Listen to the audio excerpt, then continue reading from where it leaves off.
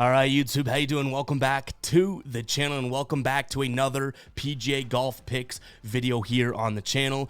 Today we're diving into the Wells Fargo Championship 2024. I'm going to go through the course, make some notes about that, as well as some players that I think fit the mold and fit the bill to be able to perform at this course, Quail Hollow in North Carolina. But as always, guys, we're going to go through a bunch of things in today's video. If you want the simplified version or the, I guess, the clear-cut sort of noted what I'm rolling with, all of my plays, so what I'm going to be rolling with myself for the weekend, those plays will be listed in the pinned comment. Player X matchup versus player Y for odds, you know, X, Y, and Z type of thing. So make sure to keep an eye on the pinned comment. Those may not be updated right away as you're watching this, but they always will be in by tee-off time on Thursday. So keep an eye on the pinned comment. Hit that subscribe button. Hit that like button as well. We're not making PGA videos every single week, but we are doing our best to hit most of, if not all of the majors, as well as signature/elevated events, which this one would be considered. I believe it's a field of 70 something, no cuts here,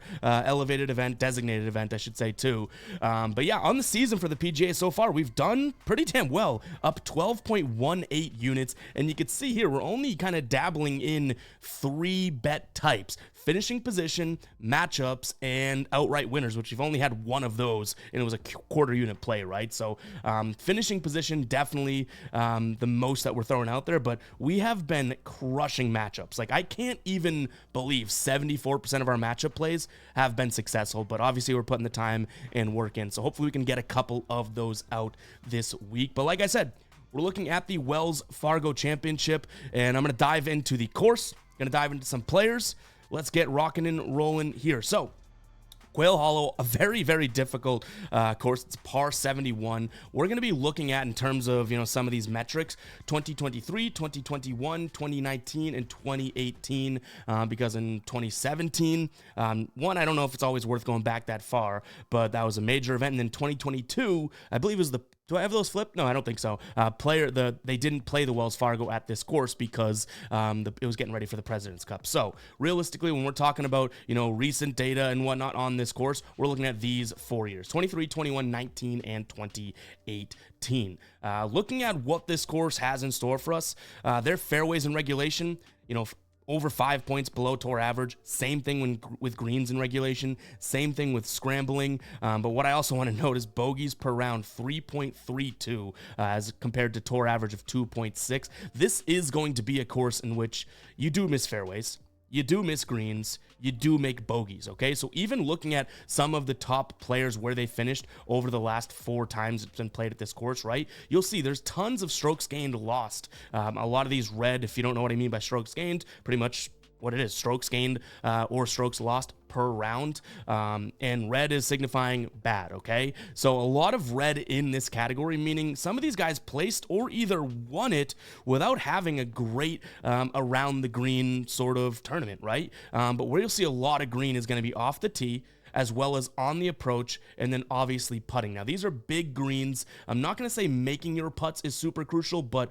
being able to get out of town without 3-putting or making some long putt type prayers here and there is going to do you a damn good solid. So if we look at it from an off the tee perspective, it's a 7.7 on Bet the Number. That's the site that I'm using right now, Bet the Number Golf. No affiliation, just a really good data site, and that's led to us obviously being profitable on the season in golf. But it's 7.7, so 77% Bomber's Paradise, 12 driver holes here. What I think is very, very interesting is that if you do drive the ball 20 yards longer than tour average, you're gaining 2.04 strokes per round. If you hit it 10 plus yards shorter than average, you're losing about a stroke and a half per round. So super important to note there. When it comes to the approach shot, you'll see most approach shots are coming from the 176 to 225 range. And honestly, a decent amount out of the rough. Like this, I guess you'd say rough breakout, it's the purple color, a little bit higher than most. So we do have a little bit of rough built into the model, which you'll see in just a second. I have 10 guys that, you know, using this site, you can build a custom model based on a number of metrics that you can obviously, you know, kind of weight and add in and sub out and filter, that type of thing. You'll see that in just a second, but rough is built in. Around the green, like I said, not the biggest of deals or anything like that. And overall, yeah, if I were to give you 3 big buckets: driving distance / driving accuracy, Bogey avoidance, perhaps, but also being able to manage your putts and I guess strokes gained approach overall. So again, if we were to take out those or give you 3 actual ones, because I feel like I just gave you 5 when saying 3, driving, approach shots, as well as not, screwing up 3 putts or being able to lag putt really well. Those 3 things are a few things that we're looking at here. But if we flip it over to our custom model that we do have built, you'll see all of these columns we were able to add in manually. This left rough tendency is something that Bet the Number actually recommended, and clearly their analytical minds are a lot smarter than me, say that getting in the left rough at this course is something worth noting, and how you can score out of the left rough or how you can prevent big numbers out of the left rough. So we did leave it in there, but overall, strokes gained off the tee, driving distance, hit fairway percentage, those 3 are kind of our off the tee buckets. Then we get into the approach here, strokes gained approach overall, and these are your rankings across the field, FYI. And then we also have the approach shots of 175 to 250, because if we flash back here, that is a fairly big bucket that we're seeing, right? Whether it's out of the rough or out of the fairway, most approach shots are 176 plus overall, and very, very clearly important there, because we don't want bogeys, and if you can hit it far and get to those par 5s and 2, could make a big deal. And then in terms of our around the green, we do have it in there, but not weighted too heavily. If we look into our model, strokes gained around the green, just a 10% weight out of 100. So actually that's approach to the green, right? Around the green, we do have, what is it, 10%? Okay, so yeah, not all that much, just 1/10 of our weight. Another spot in which these are all weighted fairly similarly, maybe 15 total, but we have strokes gained putting on putts that are 20 plus feet long. So whether or not you're making those, jarring them, or lagging them well, strokes gained putting overall, and then 3 putt avoidance when your first putt is 25 feet or longer. And then, like I said, the last 3 kind of throw-ins here, but left rough tendency, we kept it in there because Bet the Number recommended it. Greens in regulation and bogey percentage also in there.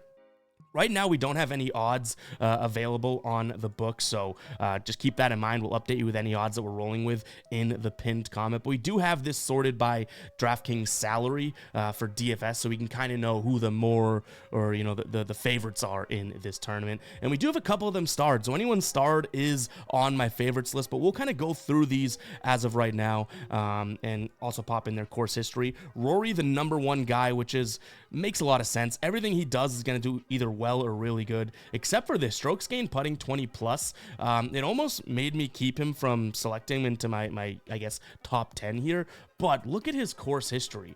Tied 16 in 2018, tied 8th in 2019, won it in 2021, 2023, not the best, but nonetheless, that speaks for itself as a good body of work. Xander Schauffele, last couple times here at this course, tied 14 in 21, came in 2nd in 2023. And then you have Wyndham Clark, who this kind of put him, I don't want to say put him on the map, but got him going, then wins a major afterwards, right? Won it last year. We didn't throw him into our favorites just due to the fact that this hit fairway percentage kind of scared me off it. Him, Patrick Cantlay, as well as Max Homa, and then there's one other big name here. I want to say Hideki Matsuyama. Yeah, kind of threw me off that they had some reds across the board. For example, Patrick Cantlay, right? Not many greens, 67th in the field in terms of hit fairway percentage, and then the left rough tendency and greens regulation also looking pretty poor. The only thing that was really great from him is that approach 175 to 250, but these are kind of my main 3 metrics that I am looking at here. So those are kind of some of the favorites that we're looking at. Why don't we jump into, which is probably what you came here for, the guys that I'm liking in this spot. So we'll kind of go from favorites down. We don't have any absolute long shots. I know we've been crushing some of these, top 30, top 20 plays, but we'll see if we can even get any top 30s with a field that has no cuts in it. Again, not to sound like a broken record, but keep an eye on the pinned comment for all the final plays. But Rory, we kind of already talked about him. His course history just really lends a helping hand here for us having him included there. Can we get any good odds or anything like that?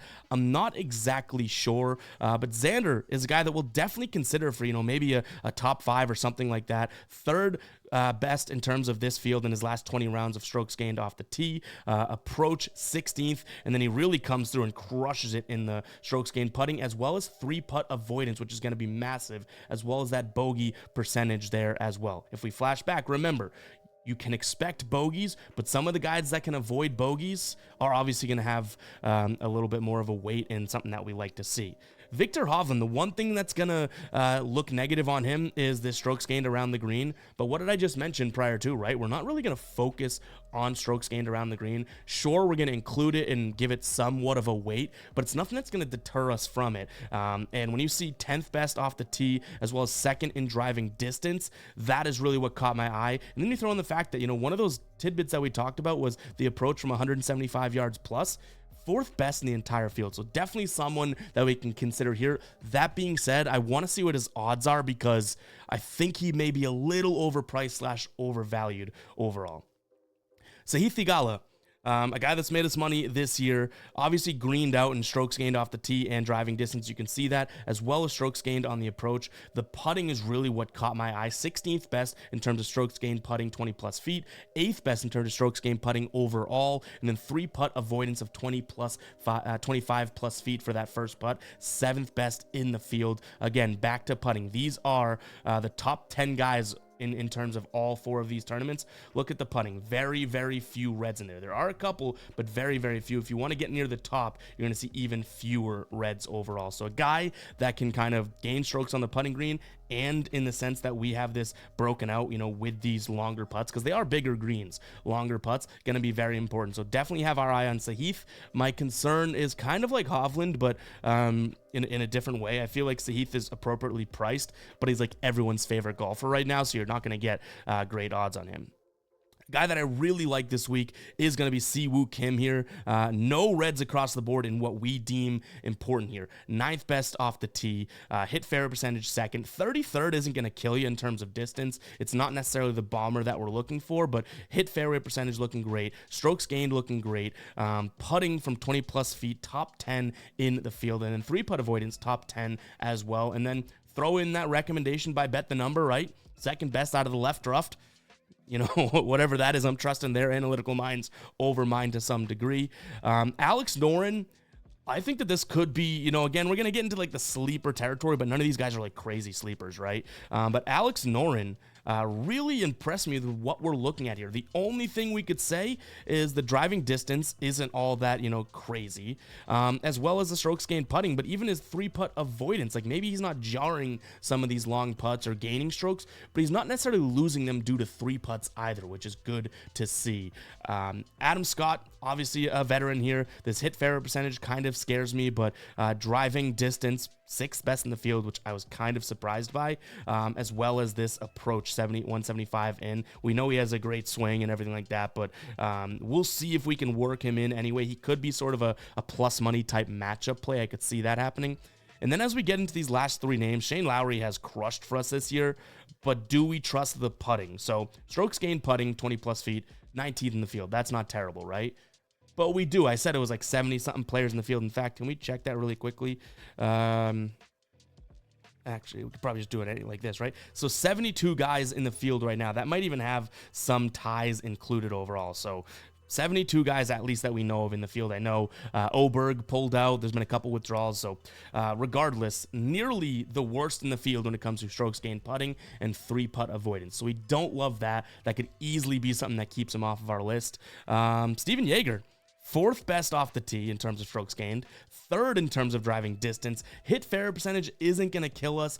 The approach shots, we talked about how important that is.